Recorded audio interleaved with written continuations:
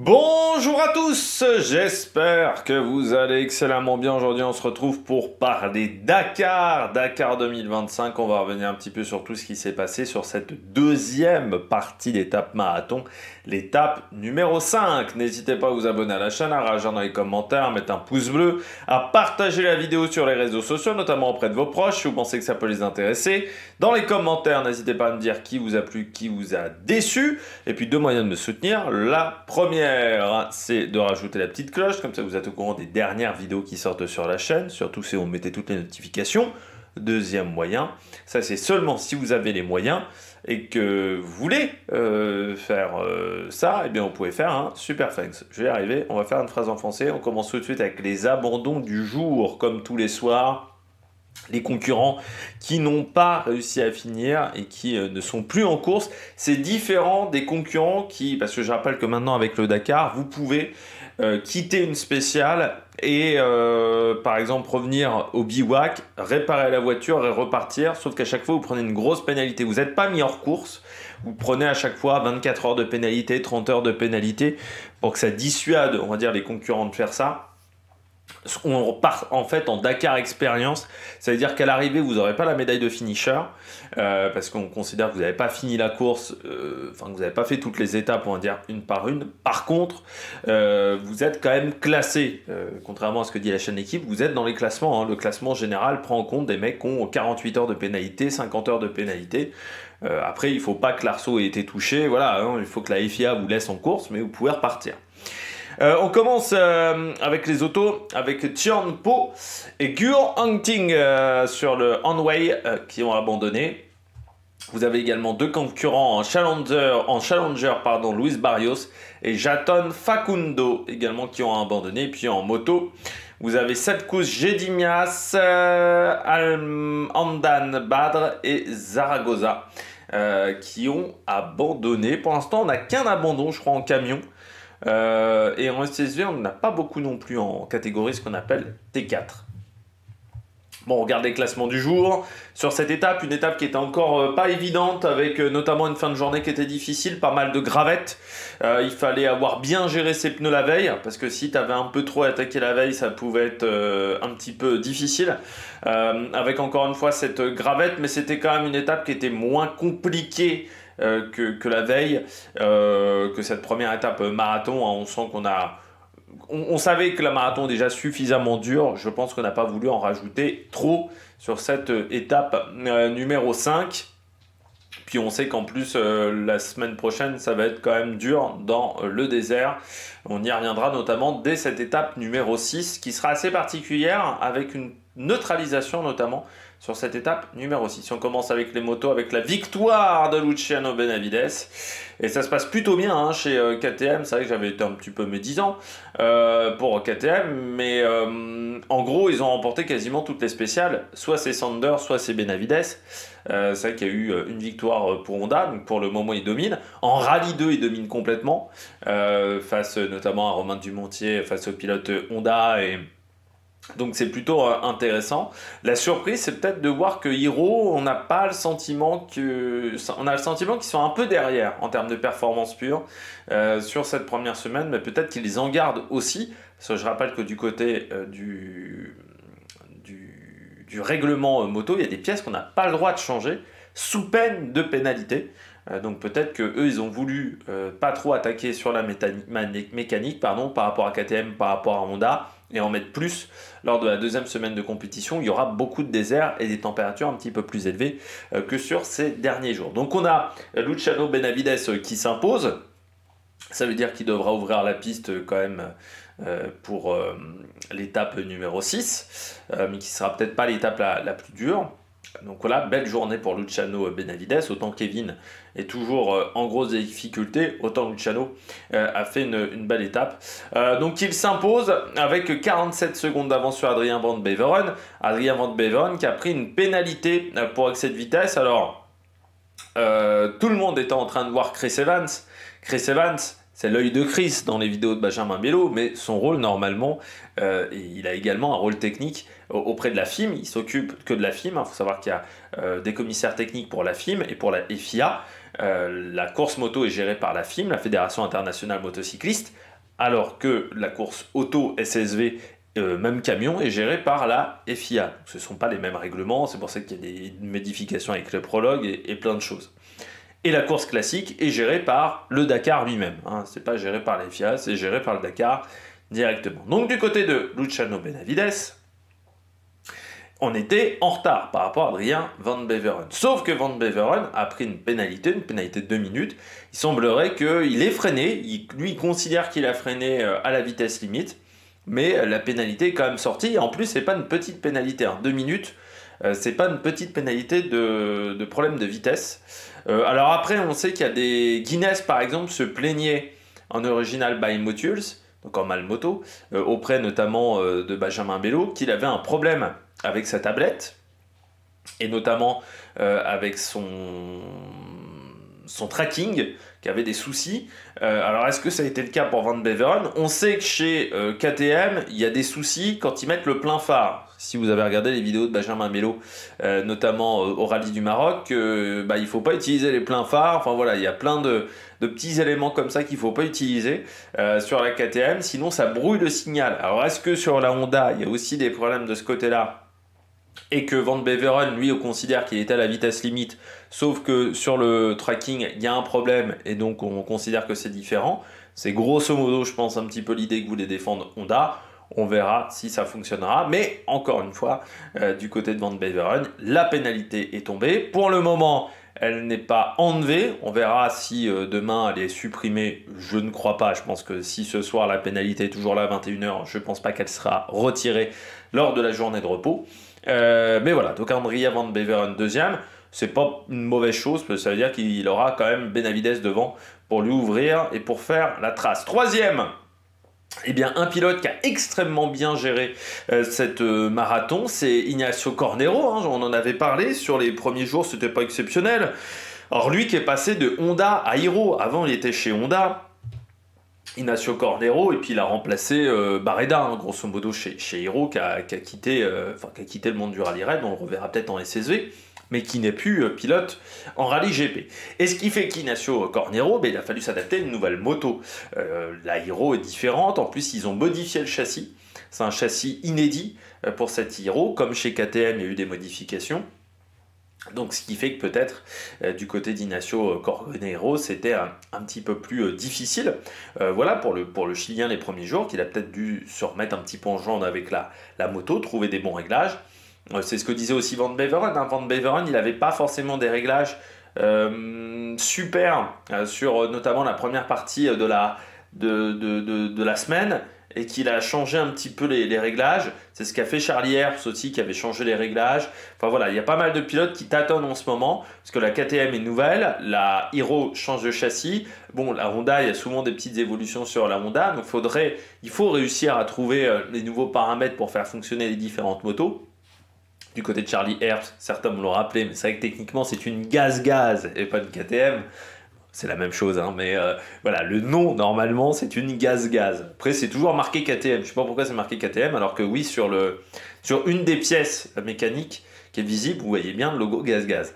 Mais voilà, du côté donc d'Ignacio Cornero, troisième, Ross Branch, quatrième. Toujours dans le top 5, Ross Branch, hein, depuis le début de semaine. Il est entre, je dirais, 3 et 7, 8. Il a rarement été au-delà. C'est vrai que si on regarde même en termes de statistiques, Ross Branch, il s'est rarement foiré depuis le début de la semaine. Voilà, au prologue, il était deuxième, troisième sur l'étape 1. Ensuite, il a été troisième. Quatrième sur l'étape 5e, pardon, l'étape 2, quatrième de l'étape 3, 15e de l'étape 4, c'est là où il était le moins bien, et sinon quatrième, donc il est toujours très très bien placé, Ross Branch, mais jamais il ouvre pour le moment. Vous voyez, il y a toujours quelqu'un devant lui pour éviter d'ouvrir, donc c'est sa stratégie pour le moment. Ensuite, on retrouve les autres pilotes Honda. C'est vrai qu'il y a Adrien Van Beveren, est premier pilote Honda aujourd'hui, avec notamment Ricky Brabec, Skyler House ou Tosha Sharena. qui est parti très tôt ce matin, il faisait partie des premiers pilotes, donc forcément il faut faire la trace. C'est toujours un petit peu plus compliqué, alors que Brabec, Skyler, Hoves, eux partaient loin, suite à leur mauvais spécial d'hier. Sharena, hier il était dans le top 5, on vérifie ça, mais il était... hier il était deuxième, voilà, donc il partait forcément extrêmement tôt. Vous voyez, Sharena, c'est pas la même stratégie que Rosebranch, c'est-à-dire full gaz, et puis ensuite, on ouvre, donc on est en difficulté, refull gaz, et puis ensuite on ouvre, donc on est de nouveau en difficulté. Il y a plusieurs stratégies du côté des pilotes moto. Ensuite, Edgar Canet, toujours premier débutant. Alors on était un petit peu inquiet hier pour Edgar Canet, parce que si vous avez vu la vidéo de la chaîne Équipe, moi je l'ai vu ce matin, il tenait son pneu avec des Riesland. Donc c'était un peu rudimentaire, ça veut dire que le pneu est un petit peu usé. Alors est-ce qu'il a réussi à réavoir un pneu avec un des camions d'assistance rapide qui est en course, ce qui fait qu'il n'a pas utilisé ce pneu là arrière, mais ouais, il avait un pneu avec un Riesland. Après je ne pense pas, parce que de toute manière ils avaient qu'une demi-heure de mécanique. Donc en gros, oui, non, je pense qu'il a gardé ce pneu-là. Ils se sont peut-être échangés avec un équipier de pneus, mais c'est vrai qu'il n'y avait qu'une demi-heure de mécanique. Je rappelle, il y avait une demi-heure de mécanique pour les rallyes GP. 1 heure. Alors lui, il avait 1 heure, parce que c'est vrai que c'est un rallye 2, Edgar Canet. C'est un rallye 2, donc il avait 1 heure, ou 1 heure et demie de mécanique. Il y avait plus de temps pour les rallyes 2 que pour les rallyes GP. Toujours sur le règlement FIM. C'est vrai que le règlement FIM, vraiment, il faut le refaire. Les mecs, vous faites pas chier. Refaites un règlement, parce que là, c'est quand même du grand n'importe quoi par rapport au règlement FIA sur ce Dakar. C'est beaucoup moins compréhensible. Stefan Zvitko, là encore l'expérience pour Stefan Zvitko. Ça doit être son 15e Dakar. 9e devant Doherty, qui s'en est mieux sorti là, sur des terrains peut-être où il était un petit peu plus à l'aise, avec un peu moins de caillasse. Et puis Quintanilla 11e, devant Daniel Sanders, qui fait pas une très grande journée, avec 8 minutes de pénalité. Sanders, 8 minutes de pénalité d'excès de vitesse. Donc là, c'est très gros excès de vitesse, parce que ça veut dire qu'il l'a fait à plusieurs reprises. Peut-être un problème de limiteur sur la moto de Daniel Sanders. Voilà, peut-être que le limiteur est mal calibré, parce que là, 8 minutes, ça veut dire qu'il a énormément dépassé de vitesse. Et puis Santolino, 13e, voilà, aujourd'hui, devant Agu Bright et Dabrowski. Bradley Cox, c'est un peu loin, voilà, 16e, juste devant Romain Dumontier. Et puis Tobias Epster, qui était devant aujourd'hui, il était 5 ou 6e sur la piste, fini 18e aujourd'hui devant Daniel Nosiglia, le Bolivien. Niels Sterick, toujours à la bordure du top 20 ou dans le top 20, voilà, vous voyez, 21e, donc belle journée pour le Français avec sa Koei, devant Rui Gonçalves. Et puis on retrouve ensuite Tony Mulak. Parmi les pilotes mal moto, le premier, c'est Roman Schick encore, comme hier, très belle étape du Tchèque. Il a dû trouver quelque chose avec sa moto, peut-être un réglage, peut-être un truc. Il est peut-être plus à l'aise, tout simplement, le Tchèque. Mais là, en ce moment, ça va vite, avec Roman Schick devant Emmanuel Guinness. David Casteau aussi fait une belle étape, là, à 34 minutes. Guinness, 2 minutes de pénalité, donc ça lui coûte la victoire en spécial. Mais est-ce que c'est encore dû à ces problèmes d'Iritrack et de tablette? Il faudrait voir. Et puis Benjamin Melo, il s'en est bien sorti aujourd'hui, 31e Benjamin Melo. Parce que hier, il faut vous dire qu'il y a il y a 2 jours, il y a 2 jours, Benjamin Melo a mangé avec Jackie X notamment, et avec un des grands pontes de la diplomatie saoudienne. Donc voilà. Il était dans la tente officielle, il a fait une blague. Si vous avez vu cette vidéo, je vous invite à la regarder, parce que vous apprenez beaucoup avec Jackie X, une des légendes de l'automobile. En général, des sports mécaniques, Jackie X, il a fait de la Formule 1, il a fait les 24 heures du Mans, Monsieur Le Mans, et puis il a fait également le Dakar avec Claude Brasseur. Ils avaient remporté le Dakar avec une Porsche du côté de Jackie X, et puis il l'a fait même après, après la période Porsche, il l'a fait parfois en T2, il l'avait fait avec sa fille, Vanina X, même une année où Vanina copilotait son père. 32e Charlie Herbst, donc qui suivent tout le temps Benjamin Melo, Charlie Herbst. C'est vrai que des fois, je pense que Benjamin Melo voudrait s'éloigner de Charlie Herbst, c'est pas évident, voilà. C'est un peu comme un Morbach qui vous colle après. Charlie Herbst. Et puis, ils se font souvent des blagues. Mike Windeman, qui hier avait remporté la spéciale du côté des Malmoto, donc des Original Motules, parce que normalement c'est le vrai nom, 35e, devant Jérôme Martini. Mais vous voyez que la bagarre pour le podium, elle est là, hein, parce que Romanchik gagne 2 spéciales d'affilée. Windeman, Martini sont pas loin, donc ça va être une grosse bagarre. Et surtout devant Kevin Benavides, un peu nulle part en performance, Kevin Benavides sur ce Dakar. Je sais pas s'il s'est blessé avant le Dakar. J'ai pas l'information, mais il est vraiment nulle part en termes de rythme. Kevin Benavides, il a vraiment été nulle part, quoi. C'est vraiment... oui, il a été victime voilà, en 2024, parce que là, je me disais, il est pas dans le bon rythme, et je suis pas sûr que c'était l'idée du siècle, hein, de partir quand vous n'êtes pas à 100% sur un Dakar, parce que là, pour le moment, c'est difficile. C'est très, très, très difficile. Là, pour le moment, c'est vrai qu'il enchaîne un petit peu les blessures, et là, il n'est pas du tout dans le rythme, hein, Kevin Benavides, par rapport aux saisons... précédente quand on regarde parce que j'avais pas vérifié Benavides, mais il est vraiment sans rythme hein, depuis le début Benavides, donc c'est quand même assez surprenant.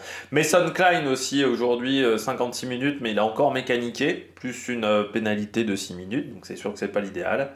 Et puis on a fait le tour dans cette catégorie moto au niveau des têtes d'affiche aujourd'hui. Et vous voyez qu'ils sont encore 119 là pour le moment à être arrivés. Et vous voyez, quand je vous disais que certains avaient des pénalités assez importantes, vous voyez que certains ont pris 33h15. Ça, c'est une sorte de pénalité forfaitaire, c'est-à-dire qu'ils n'ont pas fini les étapes, donc ils n'ont pas fini à certaines journées. Quand vous êtes à plus de 44 heures, c'est que vous n'êtes pas hors course, mais c'est que vous êtes en Dakar Experience normalement. Notamment Alexandre Vaudan. Voilà. Et dans cette situation-là, 2 pilotes du team Casteux. Voilà. Ça veut dire que vous êtes en sorte de Dakar Experience, mais vous êtes toujours marqué dans le général. Hein. Vous êtes toujours indiqué. Pour le moment, en tête, Daniel Sanders. Malgré ses 8 minutes de pénalité, il garde 7 minutes d'avance sur l'Espagnol Tosha Charena, le jeune Espagnol de Honda, mais on sait très talentueux. Ross Branch, 3e.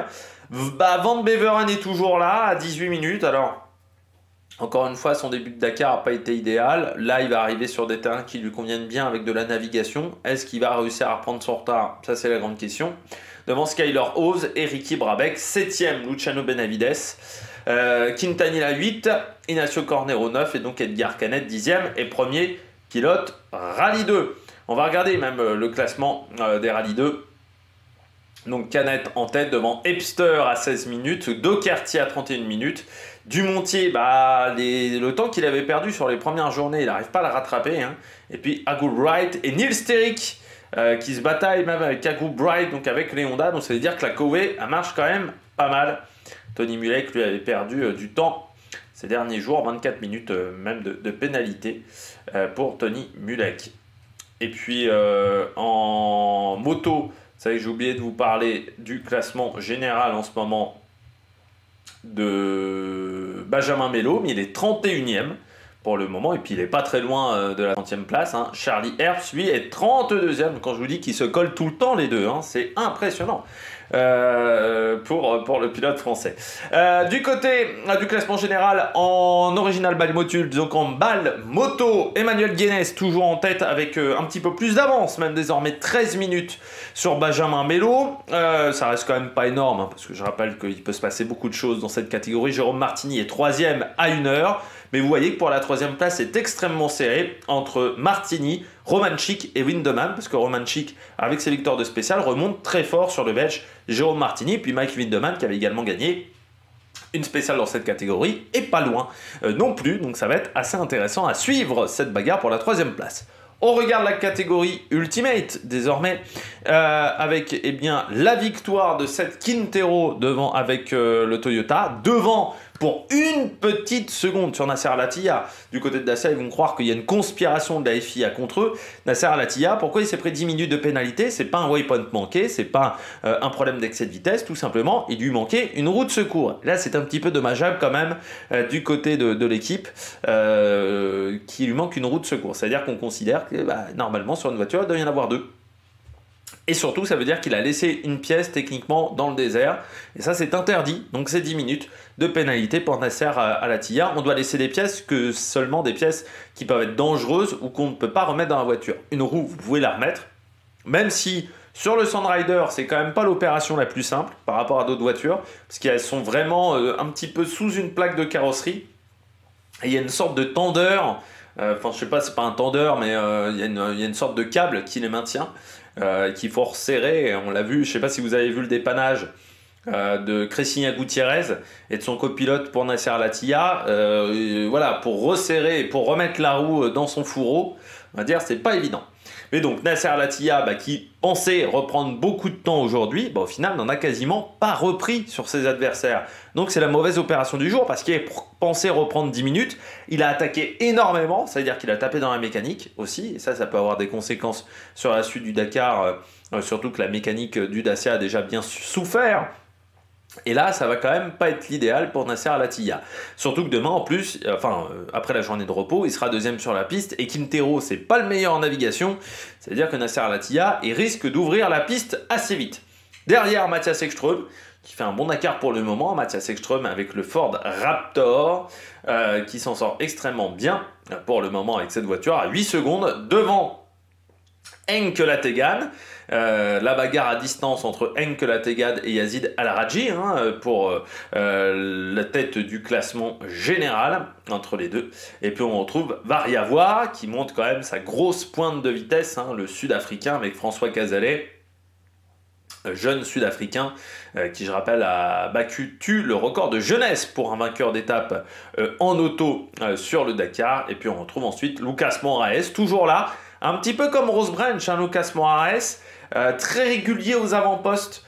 Si on regarde, tiens, on va faire la même chose que Ross Branch, vous allez voir, hop, Lucas Moraes, si on regarde bien, les victoires, voilà, donc il a commencé, il était 8e, 7e, 12e, 9e, 10e, 7e, vous voyez, il est toujours entre 7 et 10, quoi, grosso modo, il est toujours placé dans ces eaux-là, mais ça lui permet d'être très bien placé en général. On fera un point tout à l'heure. Ça, c'est le classement des classiques. Voilà, on revient sur le classement victoire. Donc ensuite, Mitchell Guthrie qui fait aussi un très bon Dakar. J'avais un peu peur que Mitchell Guthrie, ça soit un peu tout feu tout flamme.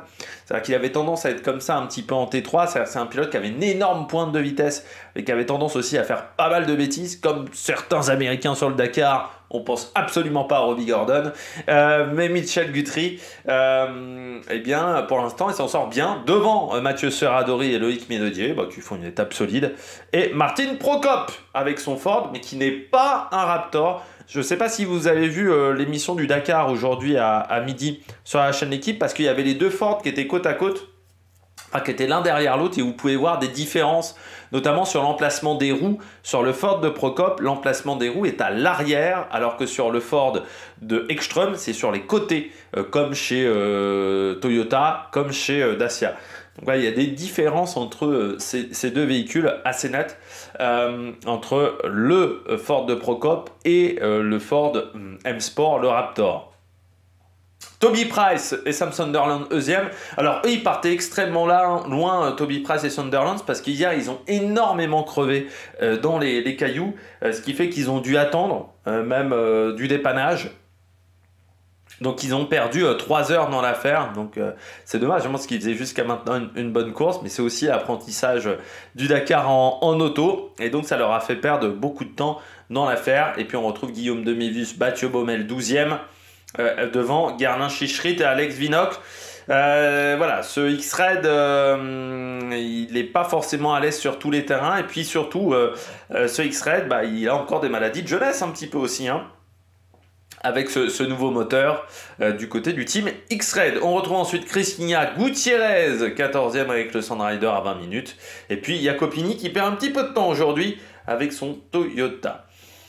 Derrière, Christian Lavieille, premier d'Euromotrice avec le MD. Devant Gastaldi, et puis on retrouve ensuite Joao Ferreira un petit peu loin, le portugais, qui avait fait une belle étape hier, qui a eu un petit peu plus de mal, enfin il y a 2 jours pardon, qui a eu un petit peu plus de mal aujourd'hui, et puis Manema et Ristolepic, mais qui ont dépanné un autre pilote Toyota qui avait un petit problème de roue. Donc voilà, ça leur a fait perdre un petit peu de temps, comme Giniel de Vidier qui a fait également de l'assistance, du dépannage avec son Toyota pour d'autres pilotes Toyota. C'est l'avantage d'être nombreux dans cette équipe. Et puis on retrouve Nani Roma loin à 3h31. Et puis Nani Roma, il a eu une sombre affaire avec Simon Witt. Il y avait eu déjà Variawa et Ginial de Villiers qui s'étaient rentrés dedans. Et bien ça a été le cas également entre Nani Roma et Simon Witt. Nani Roma, ça lui a coûté beaucoup de temps. Bon, de toute manière, il était hors jeu pour le général. Witt aussi. Et je pense que Witt n'est même pas reparti aujourd'hui. Donc il a, je pense, eu des gros dégâts. Il va peut-être même abandonner, Simon Witt. Lui qui avait déjà eu en fait un problème de boîte de vitesse dans la catégorie d'Euromotrice. Et il jouait le général dans la catégorie d'Euromotrice. Enkela Tegan toujours en tête avec 10 minutes d'avance désormais sur Yazid El Araji. Mais vous voyez que s'il n'y avait pas eu les 4 minutes de pénalité, ça faisait que 6 minutes de retard. Comme quoi les pénalités, ça compte sur un Dakar. Ekström 3e à 20 minutes. Et puis on retrouve Nasser Al-Attiyah, mais qui au final n'a repris quasiment rien sur les hommes de tête avec cette pénalité. Mais là vous voyez aussi que sans pénalité, il serait devant Matthias Ekström, Nasser Al-Attiyah. On retrouve ensuite Lucas Moraes à 41 minutes. Et puis Guthrie, Serradori à 45, Jacopini, Seth Quintero et Gerlin Chichrit. Mais là, du côté de Quintero et Gerlin Chichrit, on est déjà à plus d'1h30. Et Manama, donc avec ses dépannages, a perdu pas mal de temps. Il faudra voir s'il aura du temps de récupérer du côté de Manama. Et Christian Lavieille repasse en tête en d'Euromotrice. Je vous avais dit que même s'il avait pas mal de retard, Christian Lavieille, c'était pas vraiment très inquiétant en d'Euromotrice. Donc avec Valentin Sarrault, il repasse en tête avec 13 minutes d'avance sur Pascal Thomas. Pierre Lachaume, 3e à 33 minutes. Et comme vous le voyez, il n'y a plus pour le moment Simon Witt dans ce classement. Donc on verra s'il repartira ou s'il repart pas, Simon Witt. En Challenger, victoire aujourd'hui, enfin la victoire de Zarzir Zaidan avec Michael Metch, qui a eu quand même un début de Dakar très compliqué, le Saoudien, et qui s'attendait, je pense, certainement pas à ça. Devant Paul Spering et Jan-Peter van der Stelt, les Néerlandais, qui sont les animateurs de cette catégorie pour le moment. Al-Kouari dans l'équipe de Nasser Al-Attiyah, 3e, juste devant Gonçalo Guerreiro. Et celui qui fait une journée moyenne, c'est Nicolas Cavigliasso, l'ancien spécialiste de quad, avec Valentina Peter Garini. 14 minutes voilà, de perdu aujourd'hui, mais comme il a quand même une grande marge pour le moment au général, l'idée était peut-être plutôt de gérer cette étape par rapport aux autres journées. Et puis peut-être qu'il avait beaucoup attaqué la veille. Il se dit, bon, voilà, j'ai un peu de marge générale, même s'il n'y avait pas beaucoup de réseau hier sur le camp de la marathon. Et que bon, je vais plutôt gérer et on va faire une deuxième journée tranquille avec la voiture du team BBR. On retrouve ensuite Ricardo Porem et puis Dani Akil, 8e aujourd'hui, et Alexandre Giroud 10e. Donc ça doit être son meilleur classement depuis le début de course. Alexandre Giroud en spécial 10e. C'est pas mal voilà, pour l'ancien spécialiste de quad. Oui, c'est son meilleur résultat. Voilà. Au niveau voilà, alors c'est plutôt ça voilà qu'il me faudrait, voilà, 10e, oui c'est ça, meilleure journée voilà dans la catégorie, c'est bien pour Alexandre Giroud, ça progresse. Et puis je redescends un petit peu au classement. Dani Akil, Pau Navarro là aujourd'hui il perd 1 heure, donc très mauvaise journée pour l'Espagnol, voilà, qui a été en difficulté. Antoine Méo qui continue, 1h05 désormais de retard, voilà pour Antoine Méo sur cette spéciale. Pour le moment, pour le français, mais encore une fois dans le top 20 dans cette catégorie. On regarde même le classement général. Nicolas Cavigliasso, donc qui perd un petit peu d'avance, mais il a toujours 28 minutes sur Guerreiro. Paul Spering, 3e à 33 minutes. Et puis Al-Kouari et Dani Akil, alors que Cobbin Laverton est à 4 heures. Voilà, c'est la mauvaise nouvelle du jour. Cobbin Laverton, il a passé une mauvaise journée. Voilà, il a eu un problème technique, Cobbin Laverton, et il perd 4 heures dans l'affaire. Donc ça, c'est une très Mauvaise journée pour lui, et ce qui fait qu'il se retrouve en dehors du top 5 alors qu'il faisait une belle course. Et Pau Navarro a été devancé par Dania, Akil et Alcouvari.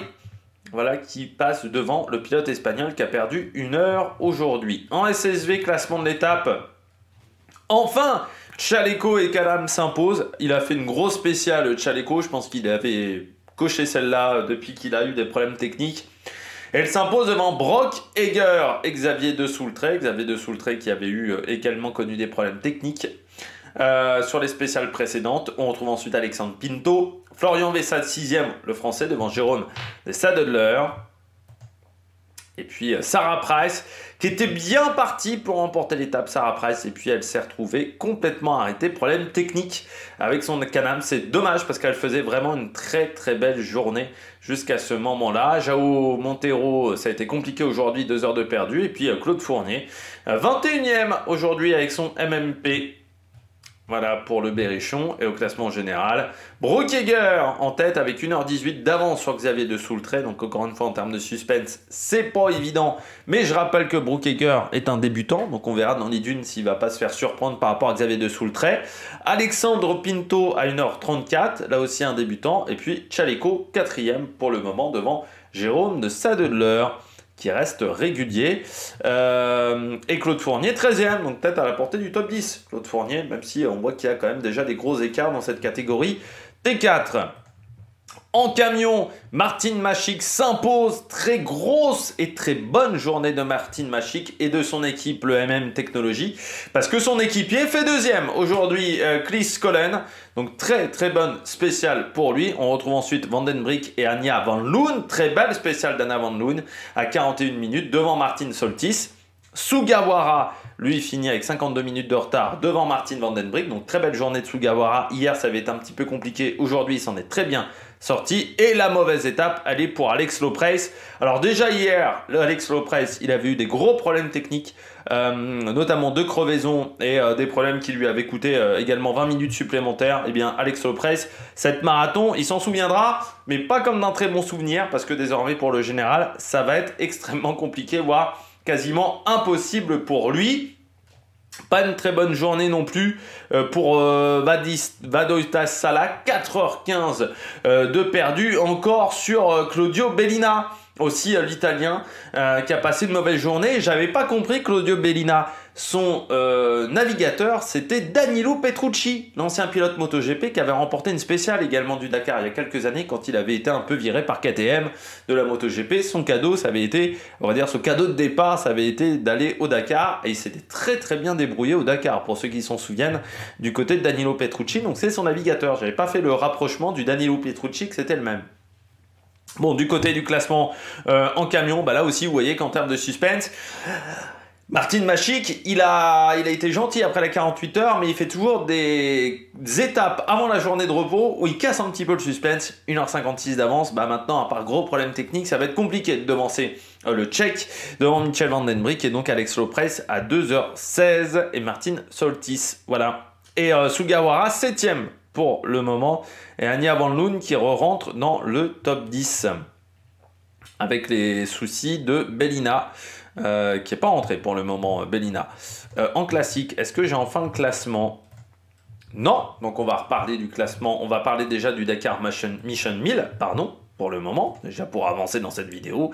Du côté du Dakar Mission 1000, le classement général toujours emmené par le KH7 Eco Vergy Team, donc le camion qui est en tête devant le XZE H2, mais ça se rapproche seulement, 15 points d'écart. Et puis on retrouve Benjamin Pasquale et Jingzhao Chu et Jie Yang avec les Segway, qui sont donc 3, 4 et 5. Et du côté du Dakar classique, eh bien pour le moment en tête de course, c'est toujours Santao Lala qui a remporté l'étape qui est deuxième, pardon, parce qu'il a remporté l'étape d'hier. Il revient un petit peu sur Lorenzo Traglio également. Troisième, Juan Moreira et Lydia Rubia, Maxence Gublin et Anthony Souza 4e devant Carolis Reizis et Ignace Donoravicus. Et parmi les grands noms de cette catégorie, là aussi on va faire un petit tour. Vous avez Alors, Dick Van Rompuy qui a été pilote moto, ça c'est clair et net. Vous avez Valentin Simonet qui est 21e. Là aussi, hein, Valentin Simonet qui fait des vidéos sur YouTube avec la compagnie aérienne. C'est aérienne, pardon, plutôt que la compagnie aérienne. Et puis surtout, il y a un ancien vainqueur de Dakar dans ce classement. Et oui, il y a Hans Stacey qui est avec une des Audi Quattro, Hans Stacey. Alors je vais vous le retrouver. Et Hans Stacey, bah, c'est l'ancien vainqueur du Dakar en camion en 2007. Voilà, il est là, Hans Stacey, il est 56e. Il y a aussi, j'ai retrouvé dans les noms, parce que j'ai un peu été traîné quand j'avais raté Danilo Petrucci, je me suis dit que j'allais regarder. Il y a aussi dans les copilotes, faut que je retrouve, c'était vers Valentin Simonet. Voilà, Fabrizia Pons, ancienne coéquipière de Jutta Kleinschmidt, mais surtout de Michel Mouton en rallye, pour ceux qui se rappellent dans les années 80. Voilà, du côté donc de Fabrizia Pons.